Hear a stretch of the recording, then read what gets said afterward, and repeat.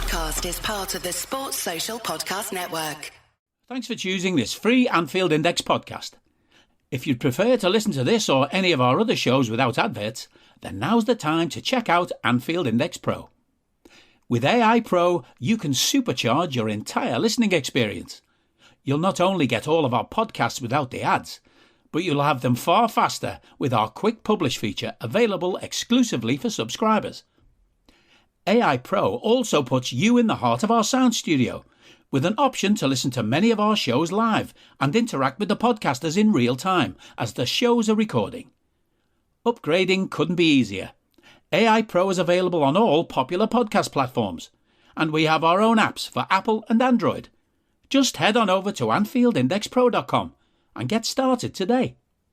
Good morning, good afternoon, good evening, wherever you are, whatever you're doing. And welcome to another post-conference presser for Anfield Index. And this one, ladies and gents, is ahead of a Carabao Cup semi-final. The second leg away at Craven Cottage against Fulham. No VAR, no away goals.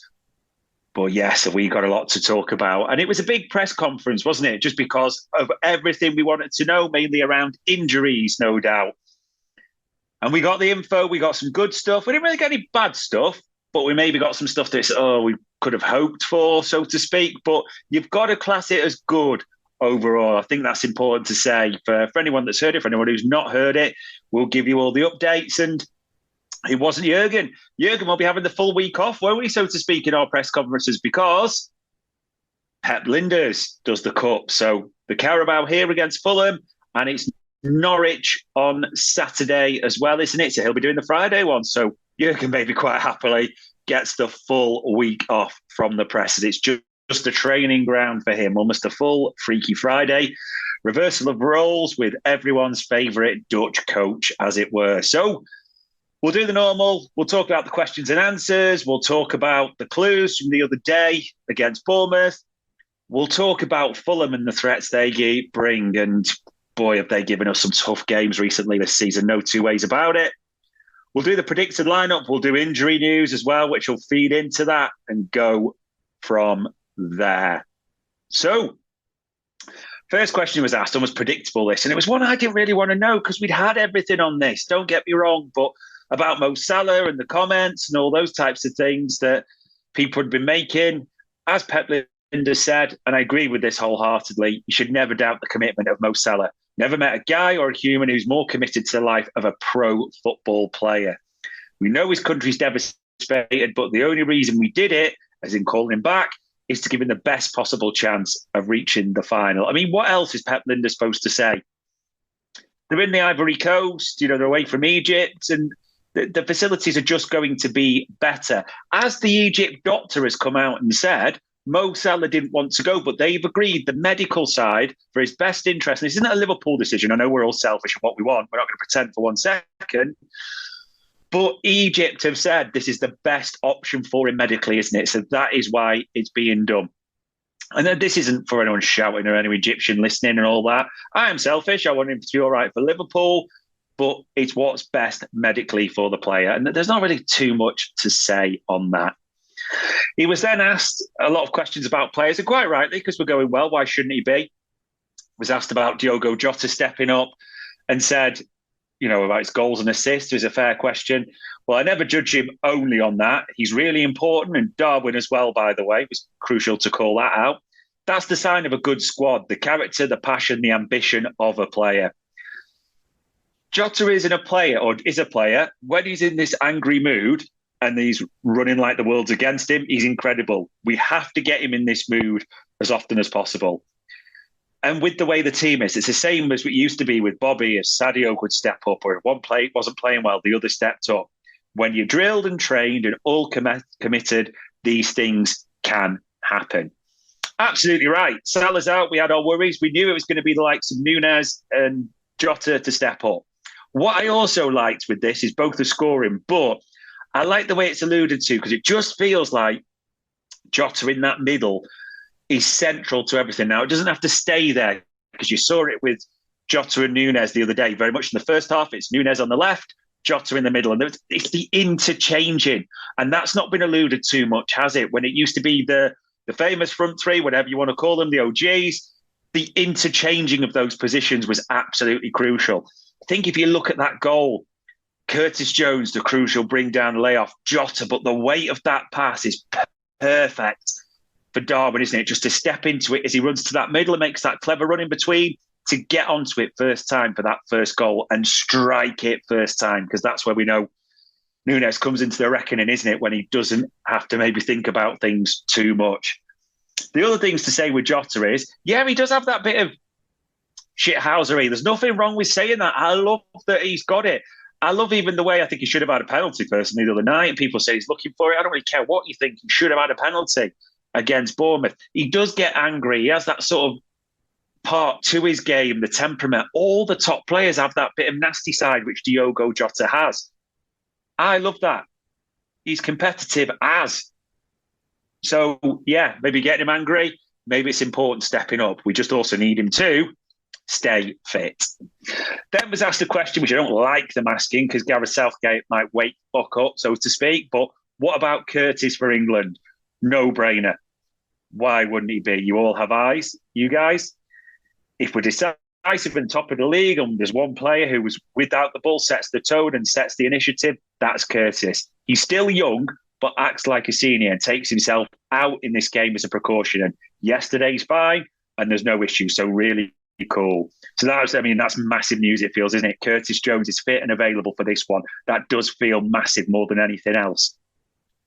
At the same time, the whole premise of this question, the premise of the answer, I don't want Curtis Jones to come on Gareth Southgate's radar for 1 single second. A, because Gareth Southgate will probably have him playing in a left-back hybrid, knowing how he works, or say that he's not right and play him on the left side of attack because that's where he could best be used, or some other nonsense. And also, it's Gareth Southgate, and also it's extra games for Curtis. And we know about Curtis's injuries, and we know that's just the one concern. So extra games in the mix for such an important midfielder, maybe the important midfielder, is not something I want to hear for 1 single second. So let's just hope Southgate stays willfully oblivious to what he's got in front of him. Was then also asked about a couple of other players like Darwin Nunes, understandably, and say, look at his record, 10 goals and 10 assists. I like how he answered this. There was a jokey element to Pep. He's chaos all around him. Could be a song, eh? We are really happy with him. He's young, he's hungry, he's got energy, and he can create 6 chances by himself. If he plays like how he trains and keeps the bravest in his play, then the goals will come. Everybody he says he will be this. No, he can become better. He will become better because he will improve. He's already important for this team, and we're happy with him. I mean, a lot of this, don't get me wrong, has already been discussed, but I think the one crucial point to pull out there is you've had a lot of pundits, haven't you? I mean, they were desperate, Sky, especially for this narrative over the weekend. Couldn't hammer it down our throats before, pre, and even as he scored, Alan Smith doesn't score in his scoring record. And I get that. I'm not ignoring that, but just want to ignore everything else that comes with Darwin Nunes. And Pep was being clear there because quite a few, Carragher, I know, said maybe this is it for Darwin Nunes. Whether you agree with whichever side or not, Pep Lijnders is clearly saying that Liverpool believe he can go on to the next level. They are expecting him to become that bit more clinical and he will score more goals. So time will tell on this one, but just interesting against what you hear, shall we say, battered into your eardrums from Sky, rightly or wrongly, for you to say on Sunday. Then some other players came in the mix. So Conor Bradley was asked about his loan to Bolton and how much that helped. He said, yeah, right moment, the right loan. England, you've got to be famous for finding the right timings in the right leagues. Like 2 years ago, him and Owen Beck are in the second team, and down the left side and right side, they dominated that channel. So it's not a surprise at all for us what he's doing.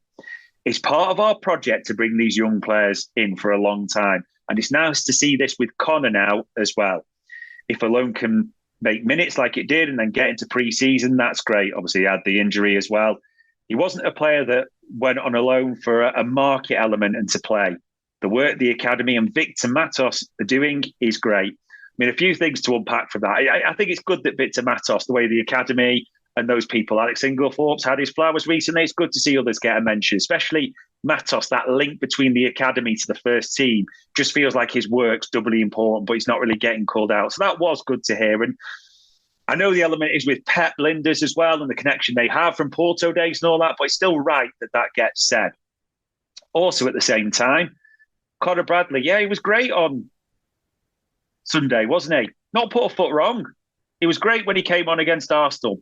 Bossed Martinelli once he got up to speed. It was great. He was man of the match in the Fulham first leg. This kid has clearly got no fear. Doesn't always get it right and maybe just lost his head a bit, as Klopp said when he had a chance to score that header. Maybe excitement, but he doesn't have any fear at all. That is one of the biggest things to like about Conor Bradley, because he looks stronger than he is, doesn't he? He looks about 5 stone ringing weight. He's built like a rake, but he's strong. He's competitive on the ball. Maybe that Gaelic football background is really helping him. But it's great that he's getting that call. And I also like, and he's being quite clear there, don't doubt it for a second. Liverpool's loans are strategic. Some are. They don't think they're going to make it. But where are they getting their next step in the career? Where are they getting the next market value move, even if they're not going to in this regard? He also just added it in. It wasn't linked to this, but said if we're going to praise Conor Bradley, we should be mentioning Joe Gomez. We have to be happy for him. And he's been our most consistent player this season when we ask him to play all these positions. And I think people are doing that more often, especially after last season's horror show. It is great that Joe Gomez, who's playing everywhere and doing well. I didn't actually think he was absolutely brilliant, let's put it that way, against Bournemouth the other day on the left, but it was a great cross, wasn't it, on the right, got the assist, and he's been good for us recently. Everyone loves Joe Gomez, and why shouldn't you? Simple as that. And the final question, which was asked about one, but we got 2 answers for, he was asked about Calvin Ramsey and the loan of the players. He said, yes, him and Nat, when he's asked, is that the plan to get them out? We have to find the right solution with clubs, agents, players, and the need to have game time. That's why we like the moves like Fabio, and he plays a lot, and he's now decisive at Hull together with him and Tyler. Our head of loans is busy and probably needs a holiday after this, but you need the right pathway, and a good loan can do wonders. Interesting, this, isn't it? Yeah, I mean, it was pretty obvious Calvin Ramsey, you'd have thought, was going out on loan, especially the way Conor Bradley's been playing. Mention there about Fabio, the reason they looked, people have their opinion, whether that's an asset one, so to speak, don't get me wrong. But yeah, and the other one that just got mentioned or didn't seem to really bring to light, Nat does tell you with the injury news which we'll bring, you fully expect Nat Phillips to disappear on loan before the end of the window. And that was the press conference for all the open sections. So we'll see if anything comes out in the broad tops and the red sheets tonight, won't we? Moving on to the normal. So the Bournemouth Clues ahead of this one. Wow. 4-0. No one saw that coming, did they? Half time, especially when we had an XG of 0.09. But 4-0 it finishes. Jota and Nunes doubles. Assist for Jota as well. Bradley, and you've got to give Bradley that. I know people are talking about the double swipe from Jota, but you've got to give it Bradley. And the other right back on the day, Joe Gomez. I mean, we talk about clues and played their ways in and out. We did struggle a bit the first half, especially. We just couldn't really get it together. I mean, Alexis McAllister was sensational both halves, but it wasn't working. That's proven in the XG, was it? Again, subs made an impact this way for me. The second half was brilliant. I mean, you can't give anything but top marks to Jota and Nunes. However, you've got to give higher marks to McAllister, who probably just edges man of the match from me, ahead of Ibu Konate, who again was absolutely immense. Really has stepped it up a level, it feels, Konate. And Bradley as well. It's right that he gets his flowers. And there's the pleasing element of seeing the kids, but more because others got rested. We talk about playing their way in and out. We had the horror show when Jones went down, didn't we? We were worried, terrified about that. We were terrified as well when Konate got that wrap as well late on. They didn't really do any favours injury-wise, trying to injure some players, weren't they, Bournemouth, in that regard. But based on this press conference, the biggest update maybe across the lot was, you say, Jones is fitted in the squad for this one, and Konate didn't even get mentioned, so you've got to assume he's fit, because they will both be absolutely crucial. Ahead of everyone else getting there or playing their way in and out, we will talk about other injury news soon. Feels like we're talking about Fulham every 5 minutes in these types of things, but threat-wise, I mean, there's some stuff that's the same. They're 13th in the league. They did lose to Chelsea in their last game, but that was in a derby. They didn't score. The biggest fear is they give us a game every time. Marco Silva almost does well against Jurgen Klopp. Not always on results. People will go, hold on, they lost the last game and they lost the league game. But they were tight in both. They went ahead in both. We relied on late goals for winners in both. They are tough to play against. And it's back at their place. And the other thing to really call out, they are rested as hell. They have not played a game since the 13th of January.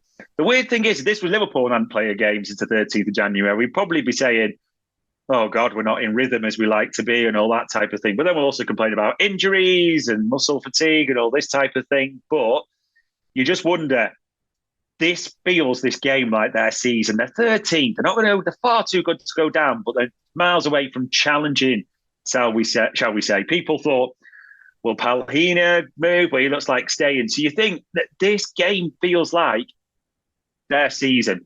So it means so much to them. And whilst it will mean a lot to Liverpool, it's not our season, is it? So you've got to factor that in.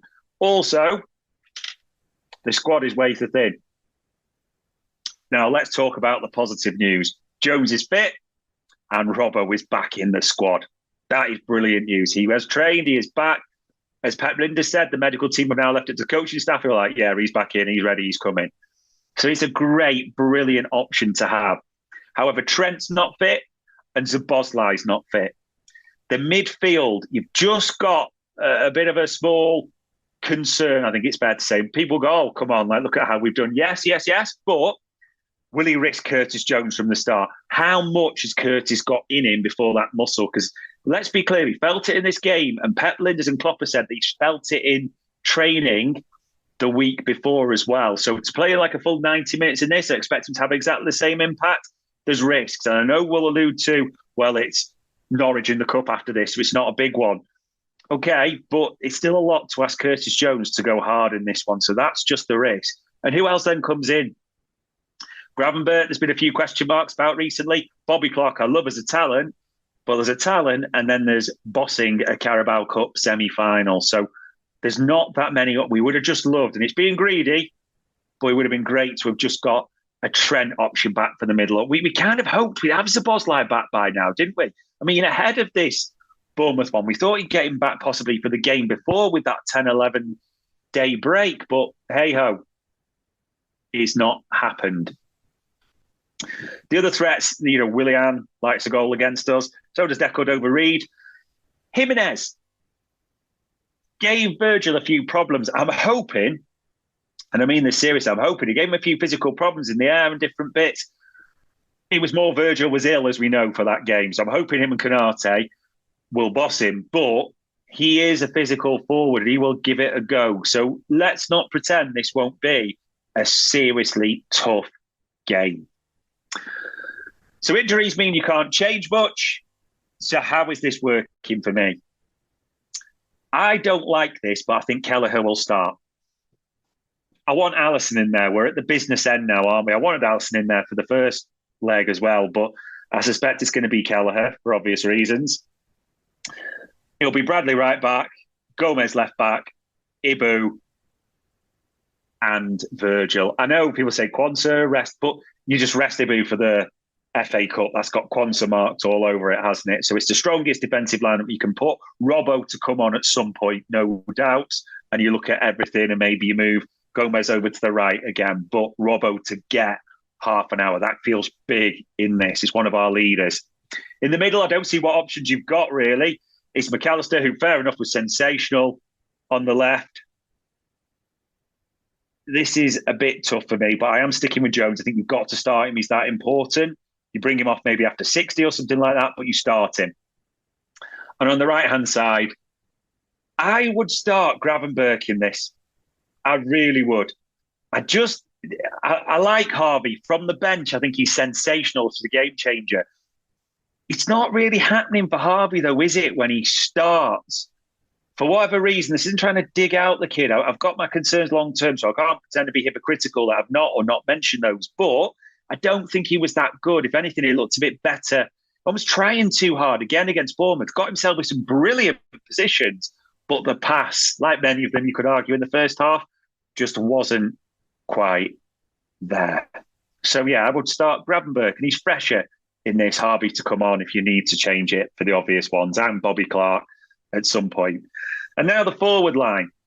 I don't see how you can drop Jota and Nunes. I think those two are nailed on. And if you start one on the left and one in the middle, you alternate around anyway. But I don't see how you can justify not starting Nunes and Jota in this. The right-hand side. Diaz was almost a foil. But again, I just wonder, he's not really an attacking threat that much, it seems, Luis Diaz. The Newcastle game does seem an outlier rather than back to form, wasn't it, for me again? He loves this competition. He's got goals against Leicester. He got the winner in the last round, in the last game. And he got a goal at Bournemouth. I would start Cody Gakpo on the right in this one. I really would. I think if he's not starting as well, there'll be an element of Cody Gakpo saying, well, Salah's out and I still can't get a game. Like, what's going on? To Jurgen Klopp a little bit. I know we talk about working hard, but rotation's going to be crucial.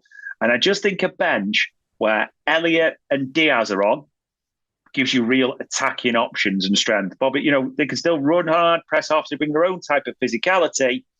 So that would be it for me. Maybe people will disagree, but that's how I see it. Score and scorer. I don't know why I can't get a 1-1 out of my head, and I can't get a 1-1 and Diogo Jota to score. Listen, a draw puts us through. There is no VAR, as we said. There is no extra time in this one. It will go to penalties. So that's quite useful for us. The last thing we need right now is extra time either way. But yeah, a 1-1, a draw. Don't lose, and you're at Wembley. It's massive. I don't care what anyone says about the competitions we're chasing, what we should say, all that. Wembley.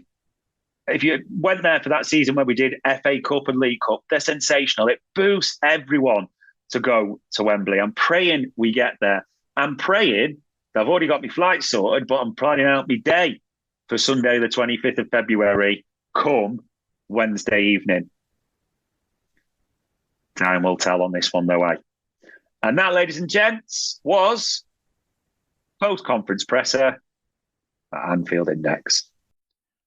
We hope you enjoyed listening to this Anfield Index show. Please be sure to subscribe to our channel so future podcasts find their way to your device automatically. There's nothing quite like fan engagement, and we'd love to know what you think of anything discussed on this show. The best way to get in touch is over on our free Discord community, where both podcasters and listeners debate the hottest LFC topics 24/7. Sign up free now at anfieldindex.com/Discord.